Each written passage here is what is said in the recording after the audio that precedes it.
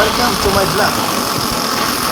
So, ito ay ipapaliwanag ko sa inyo, lalo na yung mga seafarer, yung mga family, anak ng seaman. So, ganyan ang hirap ng buhay ng ating mga tatay na nagtatrabaho sa mga.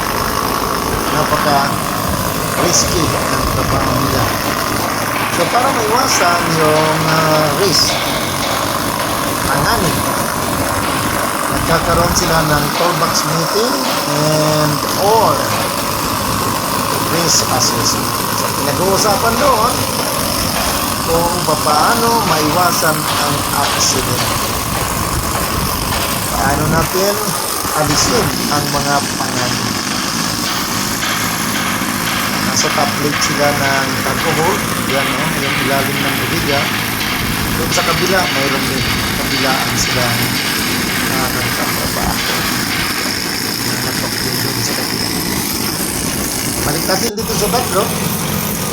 So, mapapansin nyo, baka yung mga seafarers yan, baka sabihin na bakit kumpul-kumpul. Yan ay pinagtabi-tabi na para matapos ka agad. Kasi chances of having a maintenance at tukang pinturahan ay hirap kasi tuloy-tuloy ang biyahe. Lalo na container ship ito, bibihira magkaroon ng ganyan pagkakataon. Okay, so bago magtrabaho sila sa umaga, kakandak sila ng toolbox meeting. Ibig sabihin, pinag-uusapan nila ang gagawin na trabaho at ina-identify sharing of their own perception with regards to the safety. Then, gagawa rin sila ng risk assessment. Sa risk assessment kasi, ang ng mga crew ay identifying ang mga panganib or delikado sa pagtrabaho sa kanyang paraan.